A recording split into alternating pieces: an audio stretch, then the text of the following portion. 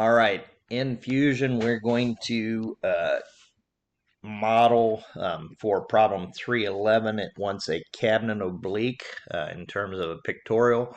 We're going to go ahead and I'm going to do this as a Cavalier oblique. And again, that means that in our depth view, so we're going to see a full frontal view in terms of the height and width. And then in the depth view, we're going to maintain the scale of that moving back for our actual Cavalier oblique. So I'm going to start by sketching on the front viewing plane. And again, as we kind of do this, you can use the rectangular tools and then modify, trim stuff out, or you can just start to draw. So I'm going to kind of just start using my line tool. Now notice it gives me the ability to kind of dimension as I go. So I'm going to type in 3, enter. It ends the line. I can right click, repeat the line, come down to here. I know that that line is going to be 0.5. Enter, right click, repeat line. So it kind of takes me out of the drawing tool, which I don't necessarily like that in Fusion. There might be a way that I can kind of take this and keep that line tool going, but I haven't figured that out yet either. So I'm still kind of learning this as we go along, just like you are. I'm kind of doing the math here to know what these are from looking at the prints. So kind of coming in here from there, right click, repeat the line.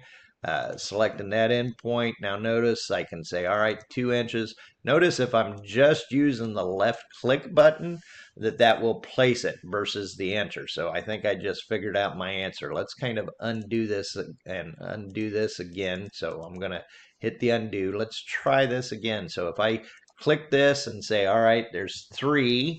So, and click, if I left click as opposed to enter, it's going to keep me in the line drawing tool. So it's a faster, more efficient way to do that. 0.5. So click. So coming over here, we know that this is going to be 1. So I'll type in 1 and then click. Come back up. This should be 0.7. So I'm using 0.75. Click. I can come over here. Now notice this will kind of auto snap to that axis. 2, click, and then down to finish this off and click. I've got my closed end shape. All right, so that's what this looks like in the front view. And notice we will also have another line that's going to come in from here over to there, and we can dimensionally constrain this. So I'm going to say from that line to that line, we know that this should be well, actually, I'm going to escape that because hit that escape twice, click on this and delete that because our dimension on our exercise is the opposite dimension. So we're going to go 0.75 and enter. So now that is dimensionally constrained too. So I'm still in the dimensioning tool, hit the escape key to get out. I'm going to come through now and I'm going to delete some of these dimensions. Or I'm going to take and move some of these dimensions down a little bit to kind of get them out of my way and kind of keep me from getting confused as far as what I'm seeing and where these are coming in. Because as I go with these, we're going to start to create some lines up here for our oblique. So let's go back to the line drawing tool. Now, at every intersection point, so I'm going to create some lines, and this is where it's going to get a little confusing as we do these. So I'm going to click on that line. Again, we know that the depth here is 1, so I'm going to go 1 tab. We're going to make this at 30 degrees. So I'm going to right click, repeat the line. I'm going to go from here, again, 1 tab 30. I'm going to go from here. Right click, repeat the line from this point, 1 tab 30. So right click, repeat the line. So I'll go 1 tab 30. So right click, repeat the line. And from this point again, we're 1 tab 30.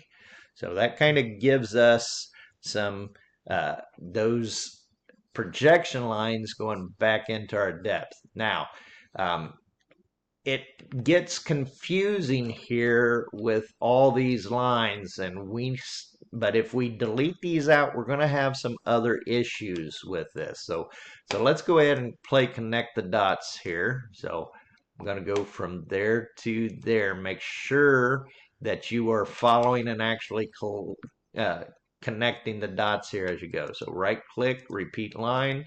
So from this point down to that end point.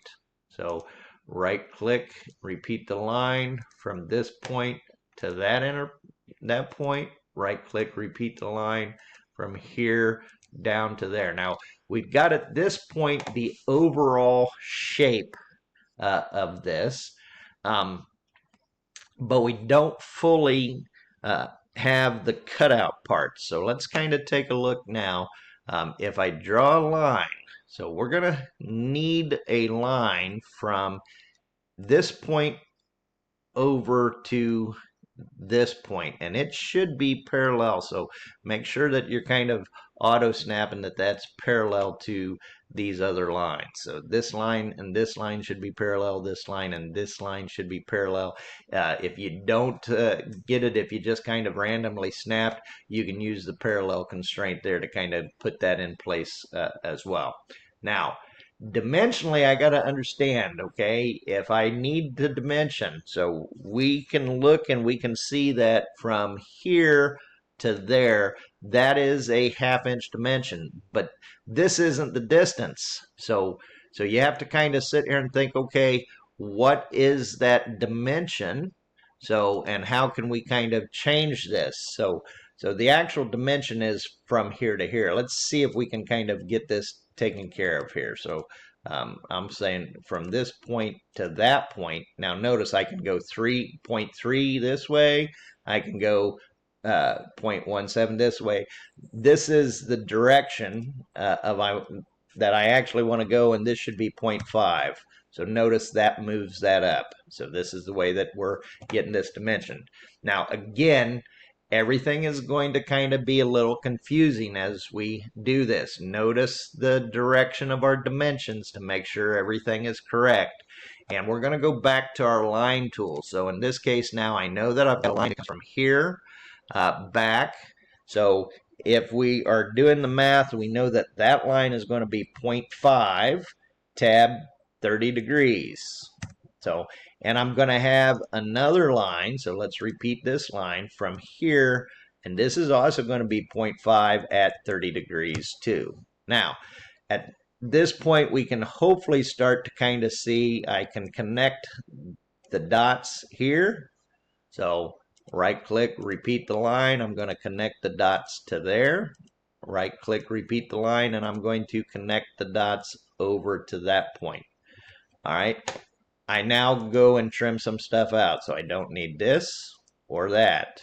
And this is where, again, we're still kind of making sure that we're seeing and deleting everything that we need. So I got to delete this line. So this was the top line here for that. So we'll delete that out. And here is what this oblique would look like. We haven't added the actual circles here for the holes yet.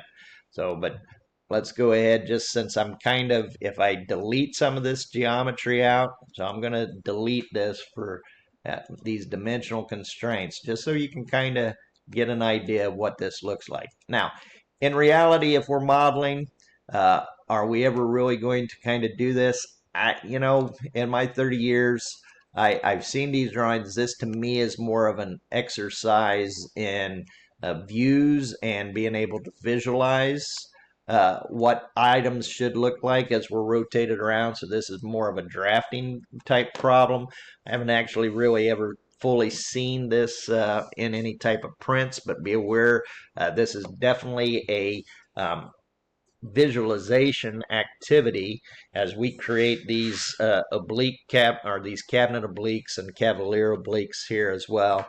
And of course, to finish this off, if we really wanted to, we would need to make sure that we would put the holes here up there and a hole here. Now, the thing to remember is that this hole down here is going to be an ellipse. Both of the holes that show here are going to be actual circles.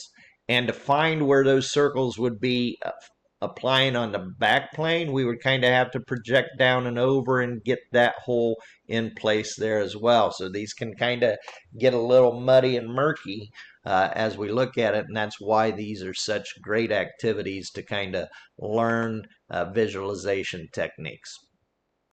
All right, so we are done with this sketch. So I do want to go ahead and we'll save this. So if I go File, Save As, I want you to save this as P3-11 hyphen, and we're going to just label this as an oblique.